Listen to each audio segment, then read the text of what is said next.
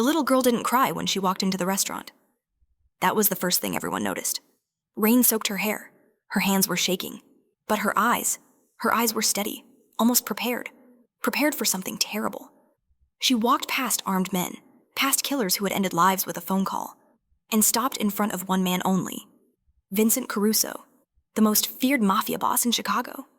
She grabbed his suit jacket and whispered 5 words that froze the room. "Please hide me from my dad."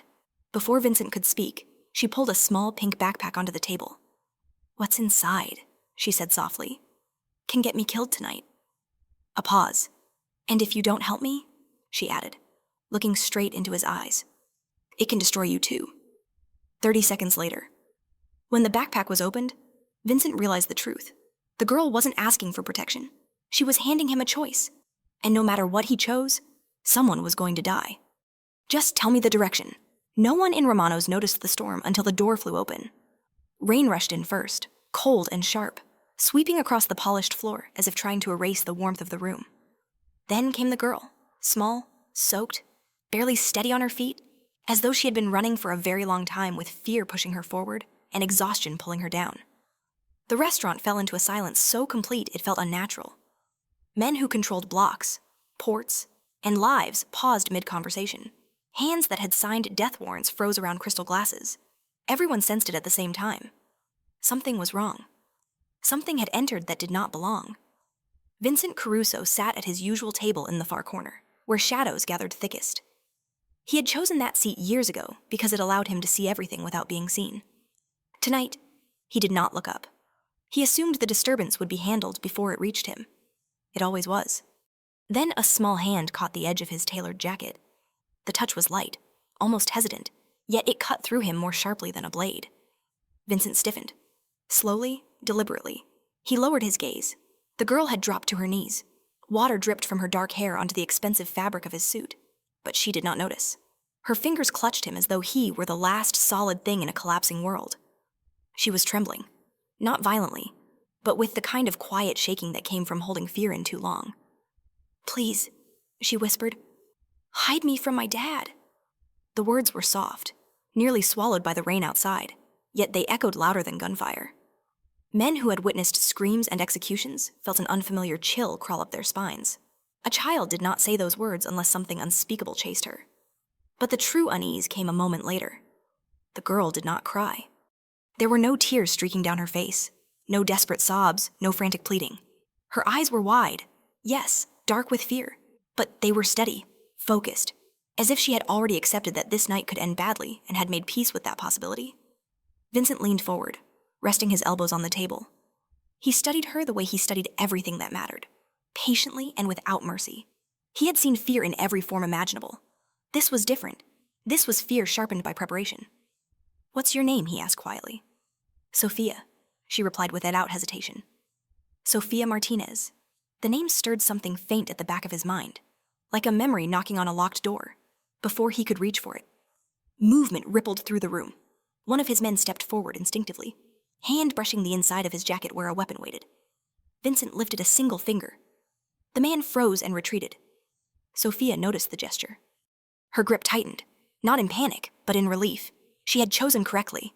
She knew it. Vincent lowered himself closer to her level. His voice, when he spoke again, was calm enough to be mistaken for kindness. "Why are you running?" "Sophia," she hesitated. "Just a breath." Then she leaned closer, as though afraid the walls themselves might be listening. "My dad said if I ever tried to leave," she murmured, "I would disappear like my mom." Something in Vincent's expression shifted, subtle but dangerous. Around them, the room seemed to grow colder. "Disappeared how?" he asked. Sophia swallowed.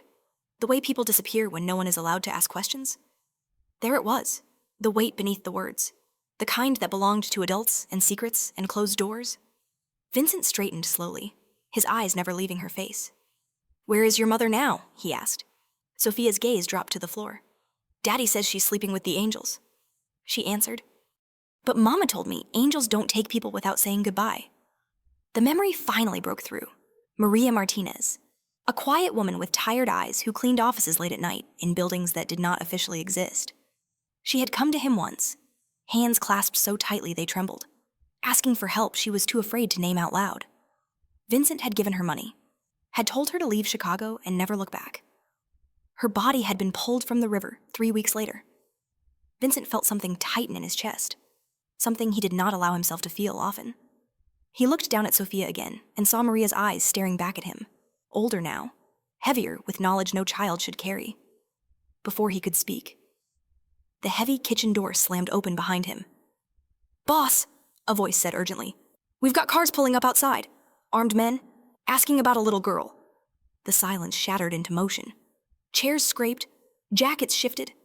The restaurant transformed from a place of quiet power into a fortress preparing for war.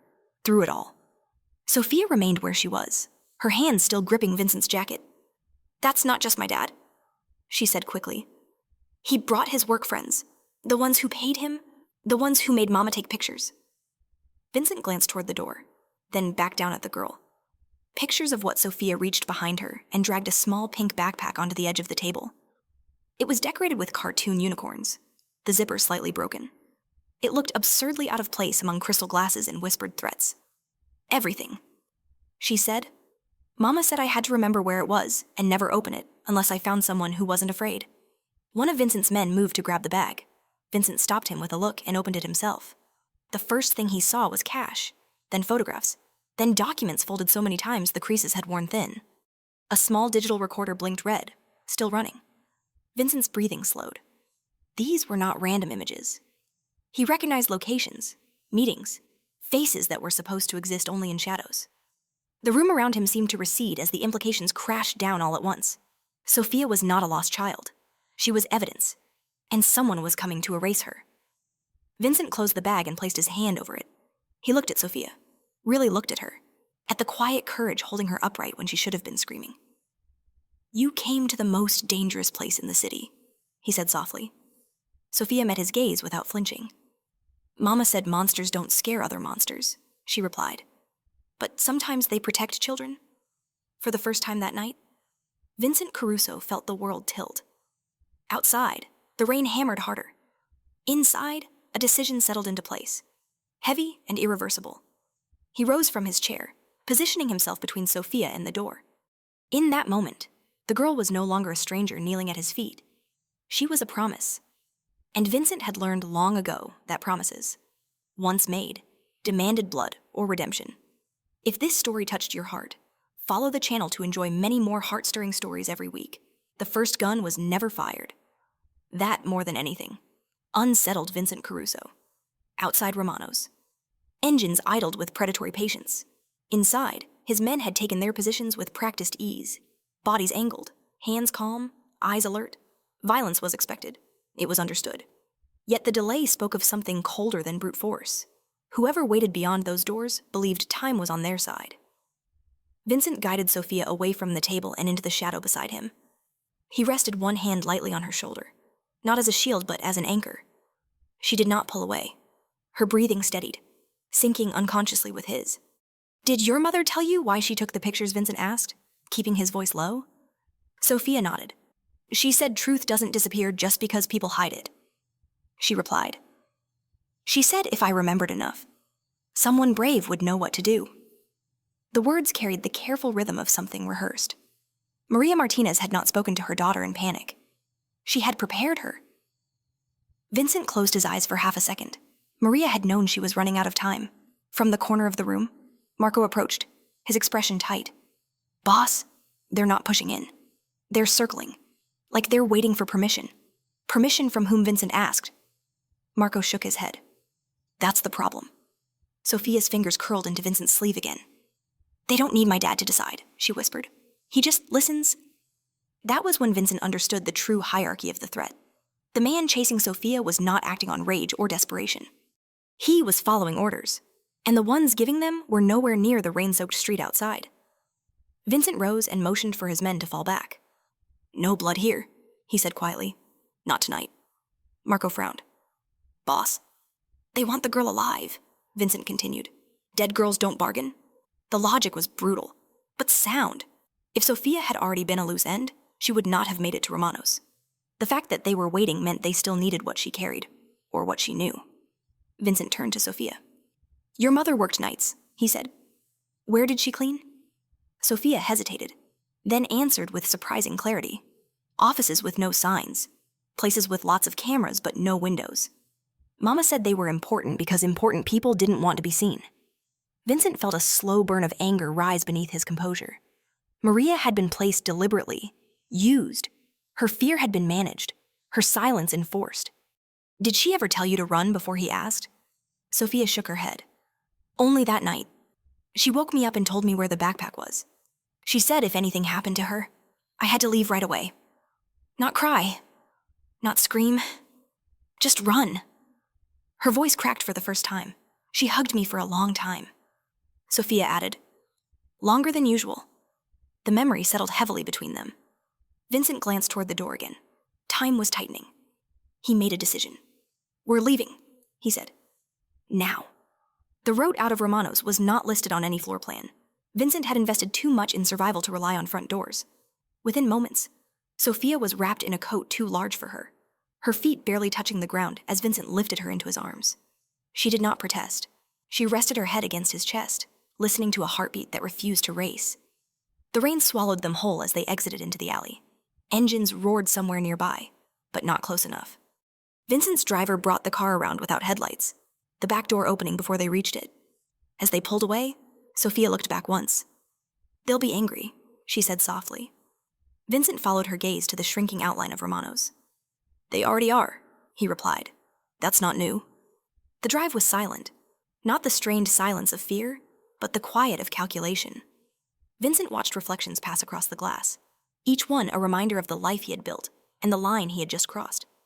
At the safe house, the city felt far away. Fluorescent lights hummed faintly as Vincent laid the contents of Sophia's backpack across the table. Piece by piece, the scope of Maria's courage revealed itself. Dates, times, names, some familiar, some dangerous. Sophia sat on a stool, legs swinging, eyes following every movement. Mama said writing things down made them real. She said, that way no one could pretend it didn't happen. Vincent picked up a photograph of Maria standing in a hallway, camera hidden, her reflection faint in a mirror behind her. She looked tired, determined. She trusted you, Sophia said suddenly. Vincent looked up. She trusted the truth, he corrected gently. Sophia studied him for a moment, then shook her head. No, she trusted you. That's why she told me where to go. The statement landed with unexpected force. Vincent had never thought of himself as someone others trusted. Feared? Yes. Respected? Perhaps. Trusted was a word reserved for different men. Yet here he was, standing over a table of evidence that could dismantle his world, with a child watching him as though the outcome depended entirely on what he chose next. Outside, sirens wailed in the distance. Vincent could not tell whose side they were on. Maybe he never would. He gathered the papers carefully and returned them to the backpack. Then he knelt in front of Sophia so they were eye level. Your mother did something very brave, he said, and very dangerous. Sophia nodded. She said brave people don't always get happy endings. Vincent met her gaze, steady and unflinching. Sometimes, he replied. They change the ending for someone else. Sophia considered that, then leaned forward and hugged him. It was brief and awkward, but it carried a weight that surprised him. Outside, the city continued to move, unaware that a line had been drawn in the dark. Somewhere, powerful people were already making calls. But in that small room, with rain drying from her hair and hope flickering stubbornly in her eyes, Vincent Caruso knew one thing with absolute certainty. Maria Martinez was dead, but her story had only just begun. Morning did not arrive gently. It crept into the safe house through thin blinds, pale and unwelcome, exposing a room that had not slept. Vincent Caruso stood by the kitchen table, jacket discarded, sleeves rolled, studying the scattered remains of Maria Martinez's life, as if the right arrangement might suddenly make sense of it all. Sophia watched from the couch, knees pulled to her chest, a chipped mug of cocoa cooling forgotten in her hands. She had not asked for cartoons or breakfast. She had learned long ago that mornings after fear were not meant for comfort. Vincent lifted a document, eyes narrowing. Numbers, roots, transfers. Not the chaotic scribbles of a desperate woman, but the disciplined notes of someone who knew she was racing time. Maria had not been guessing. She had been recording a system. She wrote everything down. Sophia said quietly, even things she didn't understand. Vincent nodded. That's usually how the truth survives. He picked up the digital recorder. Its red light was off now, but the memory inside felt alive, pulsing with unspoken danger. He hesitated before pressing play, as though aware that once heard, the words could never be returned to silence. Maria's voice filled the room, soft, careful, always listening for footsteps. They met again tonight. He wore the blue tie this time, the one he saves for judges. Sophia flinched. Vincent stopped the recording immediately. He looked at her. You don't have to listen. Sophia shook her head. Mama said I shouldn't forget. Even when it hurts. Something twisted in Vincent's chest. He had buried many memories in his life. He had never thought of that as a luxury. He moved closer to the couch, lowering his voice. Did your father know what she was collecting? Sophia answered. He told her if she stopped. They would make me disappear first, so she wouldn't be lonely. The cruelty of it settled heavily in the room. Vincent closed his eyes, forcing his anger down into a place where it would not cloud his thinking. Rage could wait. Strategy could not. Marco entered quietly, phone still in his hand. Boss, words spreading. Someone's asking questions in Maria's old neighborhood. Not cops. Too clean. How long, Vincent asked. Hours? Maybe less? Vincent glanced at the backpack resting by the table. It looked harmless. It was anything but. Then we're already behind. Sophia shifted, setting the mug aside. They'll look for the pictures first, she said. Mama said people always want proof before they want silence. Vincent studied her, impressed despite himself. And if they can't find the pictures, Sophia's voice dropped. They'll look for me. The air thickened. Outside, a car passed too slowly. Vincent forced himself to move, to think. He began organizing the evidence into neat stacks, separating financial records from photographs, recordings from handwritten notes.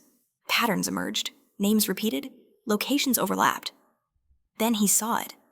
A familiar face in the corner of one photograph. Older, distinguished. Publicly untouchable. Vincent felt the last piece slide into place. Marco, he said, holding up the photo. Get me everything on Judge Blackwell. Marco stiffened. That's federal territory. Vincent's expression did not change. So is murder. Sophia leaned forward, peering at the image. Her finger hovered, then tapped the photograph. He was there, she said. The night Mama died. Vincent turned to her slowly. You're sure? She nodded. He didn't look scared. He looked annoyed, like someone had made a mess he didn't want to clean himself. That description chilled Vincent more than any threat. Annoyance was not the emotion of a man who feared consequences. Marco exhaled sharply. Boss, if this goes where I think it goes everywhere, Vincent finished. And that's the problem. Sophia slid off the couch and walked toward the table. She stood on tiptoe to see the papers more clearly, her small shadow stretching across documents meant to ruin lives. Mama said bad men hide behind good titles. She said, that way no one thinks to look too closely. Vincent watched her, struck by the strange contradiction of innocence and insight. Maria had not just protected her daughter. She had prepared her for a world that had already failed them both. He crouched beside Sophia. There are things here, he said carefully, that could hurt a lot of people, including me. Sophia met his gaze. Mama said sometimes hurting the right people is how you stop them from hurting everyone else. Vincent almost smiled. Almost. A phone vibrated on the counter.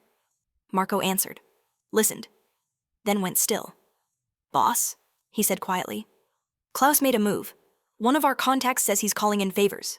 Not street muscle, legal ones. Vincent straightened. He's trying to bury this. He's trying to erase it. Marco corrected.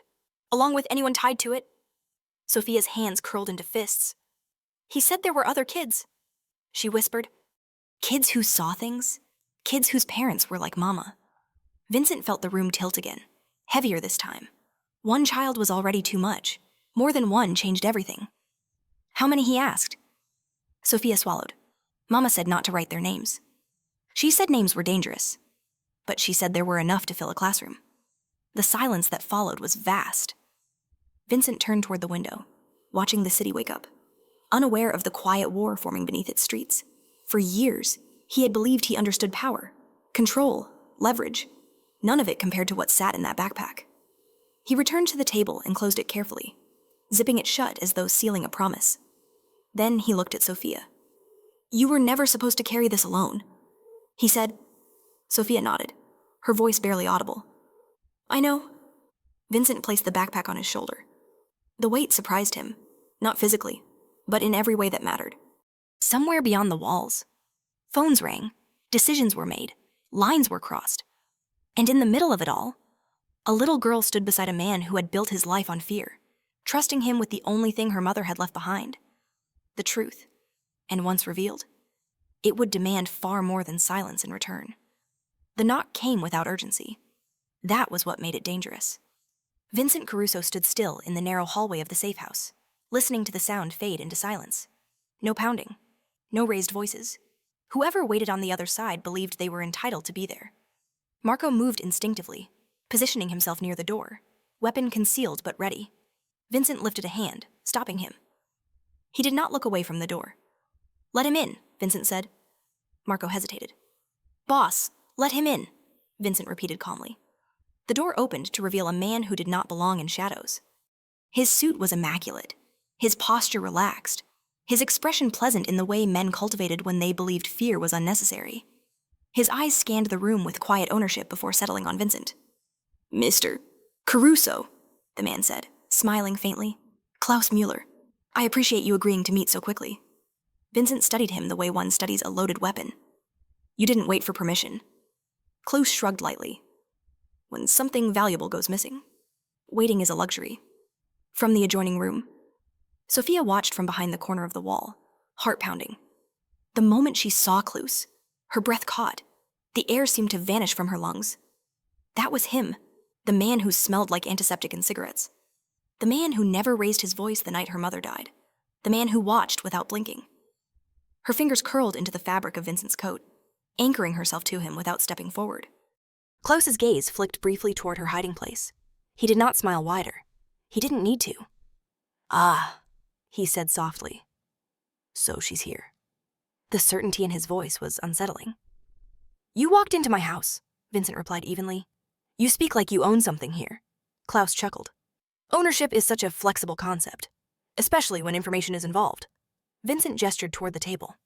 "Sit," Klaus did, crossing his legs with practiced ease. "I won't take much of your time. I'm here to resolve a misunderstanding." "There is no misunderstanding," Vincent said. "You're hunting a child." Klaus tilted his head. "I'm recovering assets." Her mother was very thorough. Sophia flinched at the word. Vincent leaned forward. "You murdered Maria Martinez." Klaus's expression did not change. "I managed a situation that threatened people far more important than either of us." The room seemed to constrict around them. Marco's jaw tightened, but he remained silent. Klaus continued, his voice measured, almost gentle. "The girl is a loose end, a dangerous one, but I'm prepared to be reasonable." He slid a folder across the table. Inside were numbers that could buy silence. Cities, futures. Vincent did not open it. "You leave," Vincent said. "Now." Klaus sighed, disappointment flashing briefly across his face. "You're making this emotional." Sophia stepped forward before anyone could stop her. "No," she said, her voice small but clear. "You are." Klaus looked at her then, really looked. Something like curiosity crossed his eyes. "You remember more than you should?" Sophia swallowed. "I remember you holding Mama's arm while she begged you to stop." The silence was absolute. Vincent felt something inside him harden beyond negotiation. Klaus rose slowly, smoothing his jacket. "Children misremember traumatic events," he said calmly. "That's why adults handle these matters." Vincent moved, placing himself fully between Klaus and Sophia. "This conversation is over." Klaus's smile vanished. "You think protecting her makes you noble," he said quietly. "It makes you a target. I've always been one." Vincent replied, "The difference is, now I choose why." Klaus stepped back, eyes cold. "Very well. But understand this. The evidence she carries doesn't just implicate criminals. It implicates institutions, judges, officials, men who don't bleed the way you do." Sophia's voice trembled. "Mama said monsters wear nice suits." Klaus paused, then laughed softly. "Your mother was observant." He turned toward the door, stopping once more. "When this ends," he added, "there will be no safe places left for her, or for you." The door closed behind him. For several seconds, no one spoke. Sophia's knees buckled. Vincent caught her before she fell, lifting her effortlessly into his arms. She pressed her face against his chest, shaking now, the control finally breaking. "He's going to kill us," she whispered. Vincent held her tighter. "No," he said. "He's going to try." He carried her into the other room and set her gently on the couch. She clung to his hand as though afraid he might vanish if she let go. "Why does he hate us?" she asked. Vincent knelt beside her. "He doesn't," he said honestly. "He doesn't feel enough to hate. That's what makes him dangerous." Sophia nodded slowly, absorbing that truth. Marco returned, voice low. "Boss!" He wasn't bluffing. "Our channels are lighting up. Warrants, audits, pressure." Vincent stood. "Then we're running out of time." He glanced at Sophia, then at the backpack resting near the table. The choice before him was no longer theoretical. It was immediate. Brutal. If he released the evidence, he would burn everything he had built. If he didn't, Sophia would not survive. Vincent exhaled slowly. "There are lines," he said, more to himself than anyone else. "Once you cross them, there's no going back." Sophia looked up at him. "Mama crossed hers. She said some lines are worth it." Vincent met her gaze, seeing not a frightened child, but the echo of a woman who had refused to stay silent. Outside, the city continued to pretend nothing was wrong. Inside, Vincent Caruso made a decision that would turn allies into enemies, and enemies into ghosts. The war had found him. And this time, it had a child's name. The city did not announce its shift into danger. It never did. It simply tightened, like a fist closing slowly, deliberately, around everything Vincent Caruso had built. By nightfall, the safe house was no longer safe. Phones rang without voices on the other end. Accounts froze, then unlocked, then froze again. Permits were questioned, shipments delayed. Men who had answered Vincent's calls for years suddenly stopped picking up. Close had not ordered violence. He had ordered pressure, the kind meant to isolate before the kill. Vincent stood at the window, watching headlights smear into pale streaks across the glass. He did not flinch. He had lived with pressure all his life. What unsettled him was the small presence behind him. Too quiet, too still. Sophia sat on the couch with her knees tucked beneath her, clutching the stuffed rabbit she had pulled from the backpack earlier. She had not asked for it. Vincent had placed it in her arms without comment, as if he understood that bravery did not cancel the need for comfort. "They're closing in," Marco said softly from the doorway. "Not with guns, with signatures." Vincent nodded. "Then we move before they finish writing." Sophia looked up.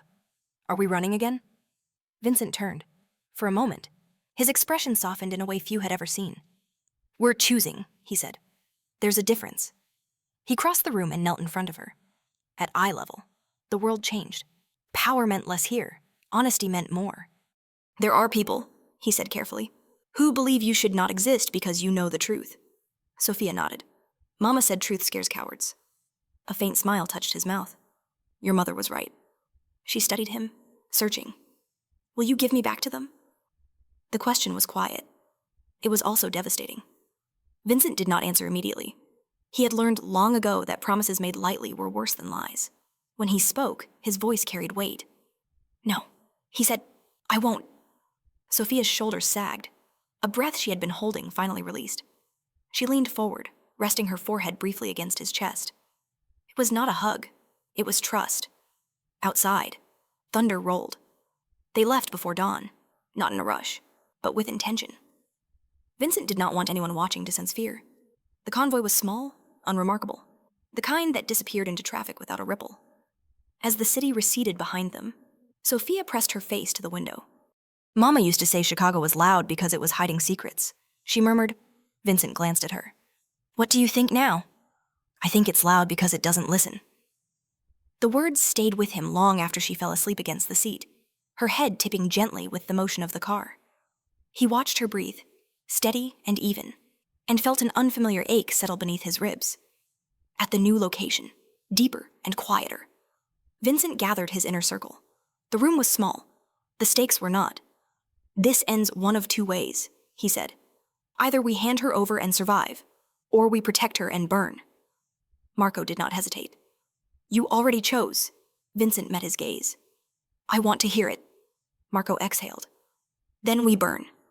There was no drama in the words, just loyalty. Vincent nodded. "Good."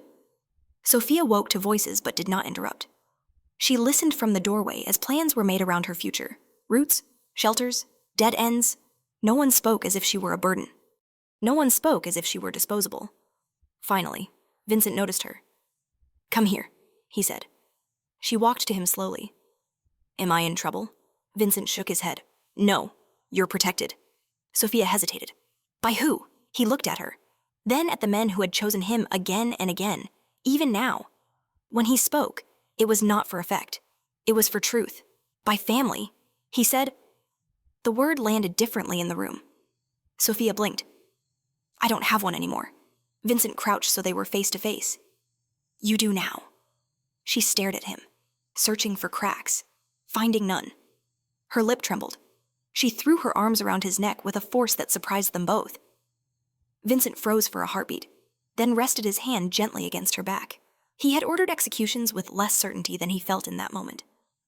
Later, as night fell again, Marco approached quietly. Klaus sent a message. Vincent did not turn. Let me guess. A warning. A courtesy, Marco corrected. He says there are people above him, people who won't negotiate. Vincent's voice was calm. Then we won't beg. Sophia appeared at his side, eyes tired but sharp. Mama said when people say there's no choice, it means they're afraid of the one you haven't picked yet. Vincent looked down at her, a slow understanding unfolding. Maria had not just left evidence. She had left a compass. He placed the backpack on the table, unzipping it carefully. Then we picked the one they fear. Outside, the city slept uneasily. Somewhere. Phones rang. Somewhere. Doors closed. Somewhere. Powerful men began to realize that a child they meant to erase had become something far more dangerous. A line had been crossed, and Vincent Caruso would not step back over it. The house they moved to had no name and no history anyone admitted to remembering. It sat beyond the edges of the city, where streetlights thinned and the silence learned to watch back. Vincent chose it not because it was hidden, but because it was honest. Anyone who came for them would have to come openly. Sophia sensed the change immediately. She spoke less, listened more. Children who had learned fear early developed a second language for it. She noticed how men shifted their weight when Vincent entered a room, how Marco checked windows twice instead of once, how cars slowed slightly when passing the gate. That night, she couldn't sleep. She padded down the hallway, clutching the stuffed rabbit, and stopped outside Vincent's study.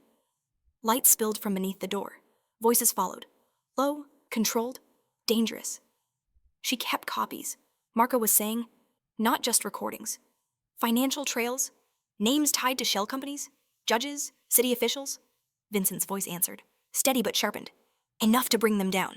Enough to start a war. Silence stretched. Sophia pressed closer, her heart hammering. She had heard war stories whispered at night, the kind that never ended well. And Maria Vincent asked. Marco hesitated. She didn't run. She tried to trade the evidence for protection. Vincent exhaled slowly. And they killed her anyway. Yes. The truth slipped under the door and wrapped around Sophia's chest like wire. Her mother's face rose unbidden, smiling that last forced smile, telling her to run, to never look back. Sophia bit her hand to keep from making a sound. The door opened. Vincent froze when he saw her standing there, eyes too bright, cheeks pale. For a moment, the feared man of Chicago vanished. What remained was something raw and unguarded. How long, he asked quietly. Long enough. Sophia said. Marco stepped back, guilt written plain across his face. Vincent waved him away. Give us a moment. When they were alone, Vincent knelt. You weren't meant to hear that. Sophia's voice shook. But I did. She took a breath, steadying herself the way her mother had taught her. They killed her because she trusted the wrong people. Vincent did not correct her. Instead, he nodded. Yes. Are you one of them? She asked. The question cut deeper than any threat. Vincent did not deflect. He did not soothe. He answered, I have done unforgivable things. He said, I won't pretend otherwise, but I will not betray you.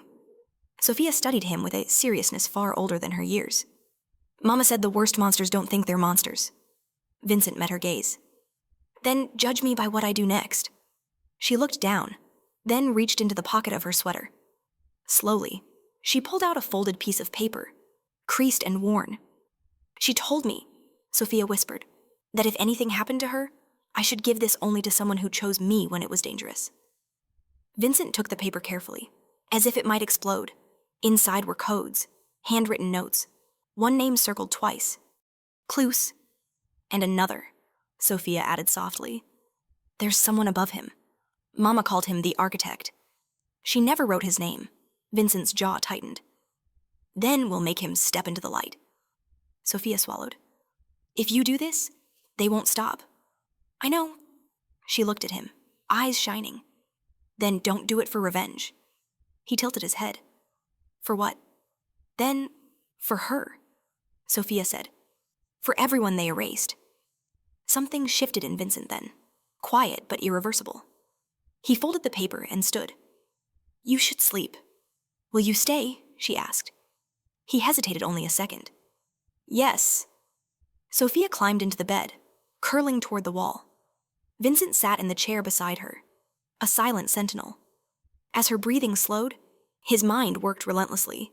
He saw patterns forming, alliances fraying, fault lines ready to split. By morning, he would be a target from every side. Just before sleep claimed her, Sophia murmured, Mama said love makes people brave or stupid. Vincent allowed himself a faint smile. Which one am I? She didn't answer. She was already dreaming. At dawn, Vincent gathered his men. We move forward, he said, not hiding, not reacting. We leak the truth, piece by piece, enough to scare them into mistakes. Marco frowned. That puts her at the center. Vincent nodded. Which is why no one touches her. As plans unfolded, Sophia watched from the stairs. She no longer felt like a passenger. She felt like a key turning in a lock too long ignored. By evening, the first name surfaced in the news, then another. Phones rang louder, sirens echoed farther out. The city began to listen. Vincent stood beside Sophia on the balcony as lights flickered in the distance. This will get worse, he said. She leaned into him, tentative but certain. Mama said truth hurts before it heals. Vincent rested his hand on her shoulder, protective, resolute. Then, let it hurt. Somewhere in the city, a powerful man read his name on a screen and felt something unfamiliar tighten in his chest. Fear had finally learned a child's name. The first mistake came disguised as good news. A federal raid hit a shell corporation before noon. By evening, 2 judges resigned. The city breathed differently, like a patient finally allowed to sit up after years of suffocation. Vincent watched the headlines without satisfaction. Progress. He knew. Always provoked a counterweight. He was proven right at midnight. The power went out without warning. Not a blackout. A silence. Generators failed in sequence. Too precise to be coincidence. Marco was already moving when the first alert came through his earpiece. Perimeter breach, he said. No shots. No bodies. That was worse. Vincent guided Sophia into the inner room, locking the steel door behind them. She did not panic. She had learned that fear wasted time. Is it them, she asked. It's someone, Vincent replied. Which is never a good sign. Footsteps approached. Unhurried. Confident. A knock followed. Gentle enough to be insulting. Vincent. A woman's voice called. If you don't open the door, I'll start saying names. Vincent closed his eyes for half a second. He knew that voice. He had buried it years ago. He opened the door. She stood there in a tailored coat, rain beating on her collar, dark hair pinned back with deliberate elegance. Her smile was controlled, familiar, dangerous. Elena Moretti, once his strategist, once his lover, once dead, according to every report Vincent had paid to make permanent. You look disappointed, Elena said lightly. I survived. Try to hide it better.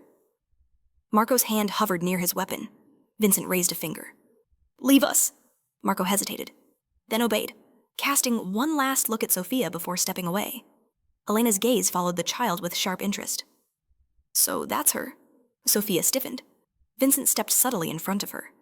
You don't get to look at her. Elena laughed softly, still territorial. Some things never change. Why are you here? Vincent asked. To stop you, she replied. Before you burn everything down. Vincent's voice hardened. You helped design the fire. Yes, Elena said, and I learned what it costs. She turned to Sophia, crouching to meet her eyes. Vincent tensed, ready to intervene, but Sophia surprised him by speaking first. You're afraid, Sophia said. Elena blinked. Excuse me, you hide it well. Sophia continued, studying her with unsettling calm. But you wouldn't come in person if you weren't. Something flickered behind Elena's smile. Interest, respect, calculation. She's sharp, Elena said. Too sharp to survive this. Sophia tilted her head. Mama said people who underestimate children usually regret it. Elena straightened slowly. Your mother was extraordinary. Sophia's breath caught. You knew her. I tried to save her, Elena said. I failed. The room thickened with unspoken history. Vincent watched Sophia's face change, grief and curiosity tangling together. Then why help them now? Sophia asked. Elena's gaze slid back to Vincent. Because there are levels to this war you don't understand yet. The architect isn't a man you expose. He's a system you feed. Vincent crossed his arms. And you're here to offer a better diet. I'm here to offer survival, Elena replied. You give her to me, I disappear her. New name, new country. She lives. Sophia's hand found Vincent's sleeve, gripping tight. And you, Vincent asked. Elena's eyes softened. Just a fraction. You get out before they erase you. Vincent shook his head. No. Elena sighed. You always were terrible at self-preservation. Sophia stepped forward, voice steady despite the tremor in her hands. You're lying. Elena raised a brow. Am I? You don't want to save me, Sophia said. You want to control the story. If I disappear, the truth disappears with me. Silence fell, heavy and revealing. Elena looked at the child for a long moment, then laughed quietly. She really is Maria's daughter. Vincent felt something twist in his chest. Pride, fear, love, sharp and undeniable. Leave, Vincent said. Now. Elena's smile faded. If I walk out, I won't come back alone. Vincent met her gaze. Then don't come back at all. She turned, pausing at the doorway. You're choosing a child over an empire. Vincent answered without hesitation. I'm choosing what comes after. Elena nodded once. Then may whatever gods you believe in forgive you. When she was gone, the power returned in a rush. Machines hummed, lights steadied. The house exhaled. Sophia sank onto the couch, shaking now that the danger had passed. Vincent knelt, pulling her into his arms. This time, it was a hug. She knew Mama. Sophia whispered, and she still chose them. Vincent held her close. Some people survive by becoming smaller. Your mother refused. Sophia looked up at him. And you, I refuse too. Outside. A car engine started, then vanished into the night. Elena did not look back, but she made a call as soon as she was out of range. It's worse than we thought, she said quietly. He's in love. On the other end, a man listened, fingers steepled, eyes cold. Then, the architect replied, it's time to remind him what love costs. In the house behind her, Vincent Caruso watched the city lights and felt the future narrow into something sharp and inevitable. The war had found its heart. The price was collected before sunrise. It began with absence. The bakery on 9th Street did not open. The driver who brought fresh fruit every Wednesday never arrived. A judge who had quietly cooperated failed to make his morning call. Violence would have been louder. This was erasure, careful and precise, the kind that taught lessons without fingerprints. Vincent felt it like a change in air pressure. He stood at the long table, coffee untouched, eyes fixed on the city map pinned to the wall. Marco spoke names softly, each one landing like a measured blow. They're not killing, Marco said. They're removing. Sophia listened from the doorway. She had learned to read the room the way others read faces. When adults lowered their voices, something fragile was being weighed. Is it because of me? She asked. Vincent turned immediately. No. The word was too fast, too sharp. Sophia did not challenge him. She simply waited. Truth, she had learned, arrived when it was ready. Vincent knelt, steadying himself. It's because of choices, he said. Mine. Sophia nodded once. Mama said when people can't punish you directly, they punish the people you love. The sentence hung there, devastating in its accuracy. Vincent felt the architect's hand in it, unseen but deliberate. This was the reminder Elena had warned about. This was what love cost. That afternoon, a message arrived without sender or signature. A single line, typed, impersonal. Bring the child to the river by midnight. Come alone, Marco swore under his breath. It's a trap. Vincent folded the paper carefully. Of course it is. Sophia stepped forward. You can't go. I have to, Vincent said. You can't take me. I won't, he replied. I'm going to end this. Sophia's voice trembled. That's what Mama said. The room stilled. Vincent closed his eyes, the echo of Maria's resolve cutting deeper than any threat. When he opened them, his decision had hardened. No, he said quietly. That's not how this ends. He turned to Marco. Prepare a decoy. Make it convincing. Marco hesitated. And I'll meet him, Vincent said. but not the way he expects. Dusk fell heavy and red, the river swallowing the last light of day. Vincent arrived alone, coat unbuttoned, hands visible. The city watched from a distance, pretending not to care. A man emerged from the shadows, unremarkable by design, mid-50s, clean coat, calm eyes. The architect wore anonymity like armor.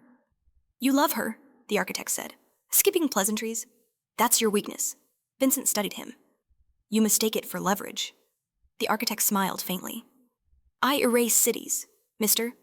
Caruso. Children do not frighten me. You should be frightened of what survives them." Vincent replied. The architect gestured toward the water.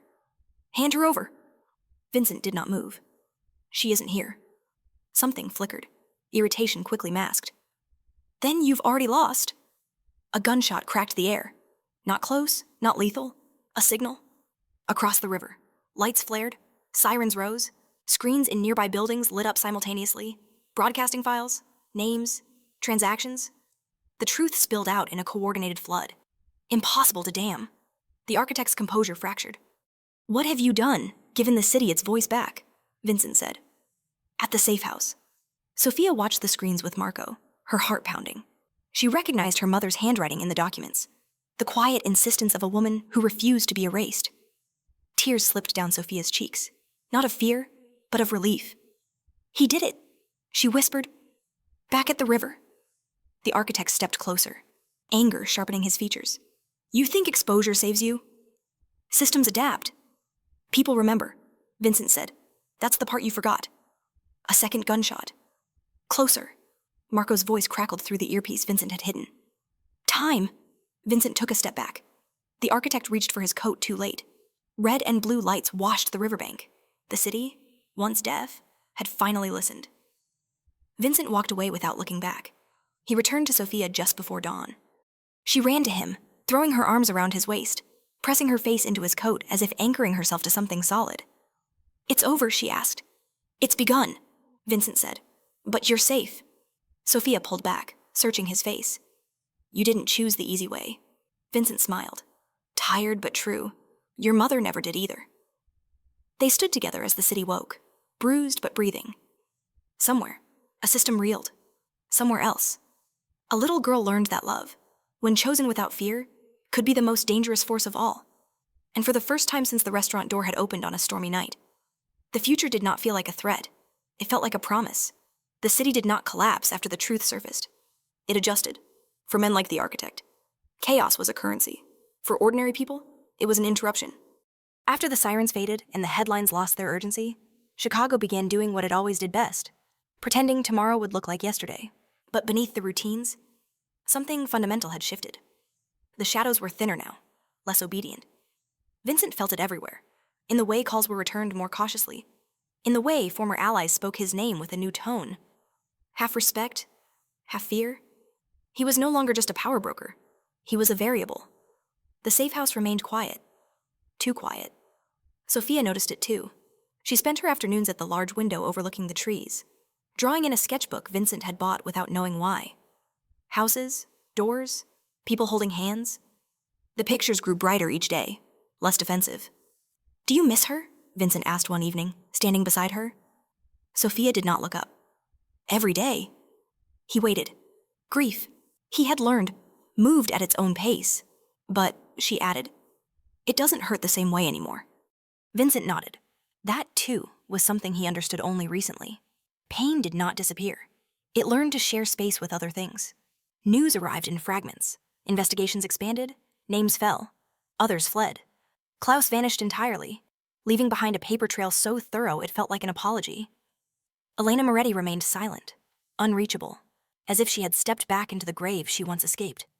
Marco brought the final update just before midnight. "It's done. The charges will stick. No deals." Vincent closed his eyes briefly. Maria's voice echoed in memory, calm and relentless. This was what she had been building toward. Not revenge, resolution.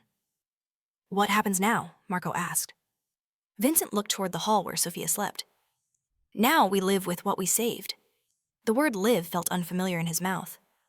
Weeks passed. Security eased, slowly, reluctantly. Sophia began attending a small private school under a different name, her hair braided each morning by Vincent's clumsy hands. He learned patience in these moments, fingers fumbling, her quiet laughter a strange and gentle reward. One afternoon, she brought home a permission slip. "There's a field trip," she said. "You have to sign." Vincent stared at the paper as if it were a treaty. "I've signed worse things." She smiled.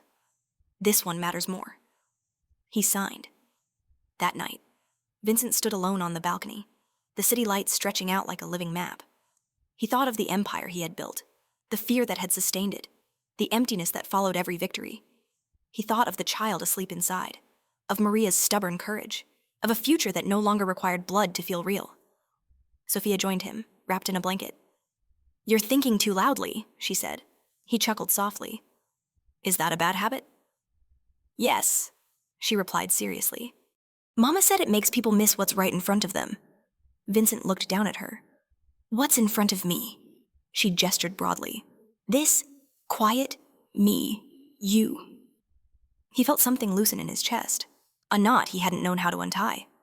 He placed a hand on her shoulder, grounding himself in the simple certainty of her presence. "I won't disappear," Sophia said suddenly. Vincent frowned. "What do you mean?" She hesitated, then met his eyes. "People always leave when things end. Mama didn't choose to, but others did." Vincent crouched to her level. "Listen to me. I am not going anywhere." She studied his face, searching for the cracks she no longer found. Finally, she nodded. "Okay." The word was small. The trust behind it was enormous. A letter arrived the next day, delivered by hand, no return address. Inside, a single sentence written in Elena's precise script. "You won the war. Be careful not to lose the peace." Vincent folded the letter and placed it in the fire. He understood the warning. Peace required vigilance of a different kind, less dramatic, more honest. That evening, Sophia asked a question she had been holding for days. "When this is all really over, can we choose our own name?" Vincent smiled. "Any name you want."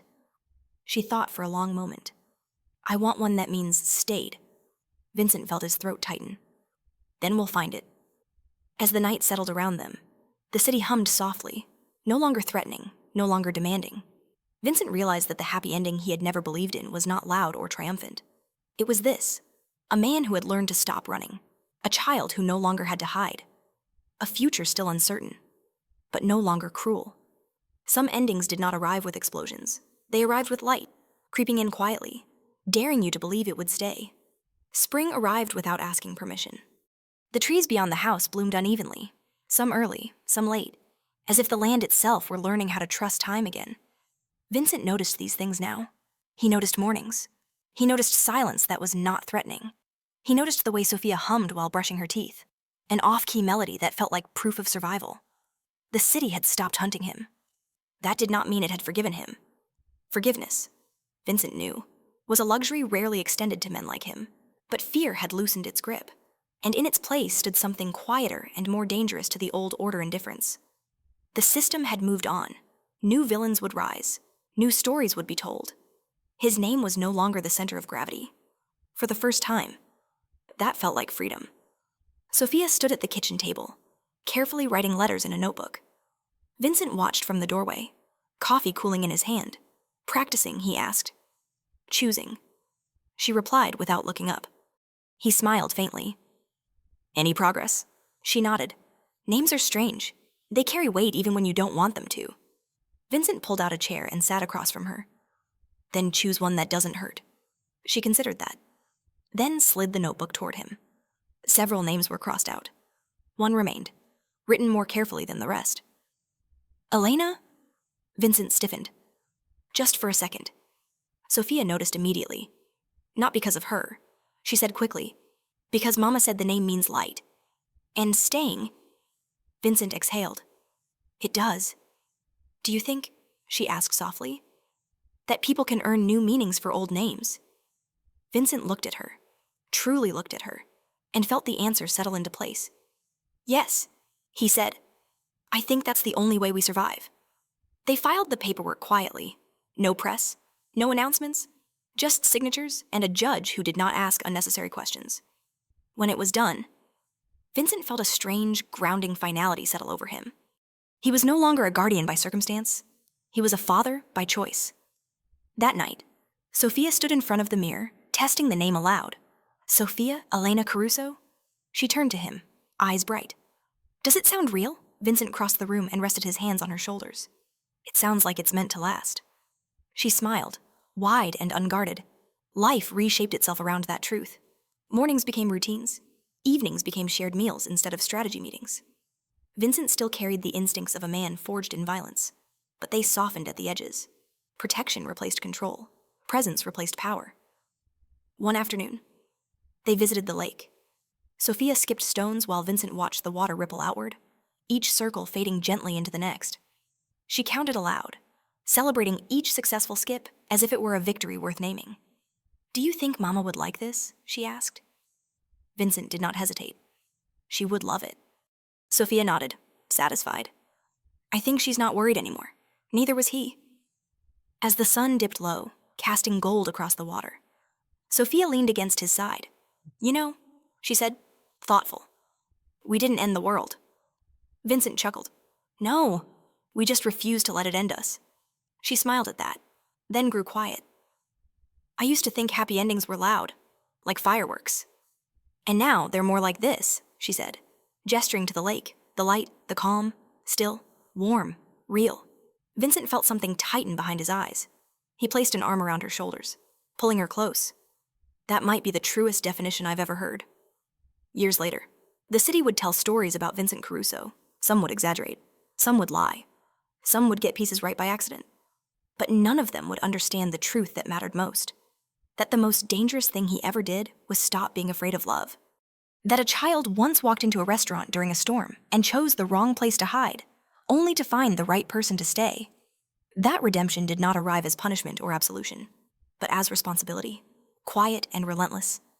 As they walked home hand in hand, Sophia looked up at him. Promise me something. Anything. Vincent said. If the world ever gets loud again, she said. We listen to each other first. Vincent squeezed her hand. I promise.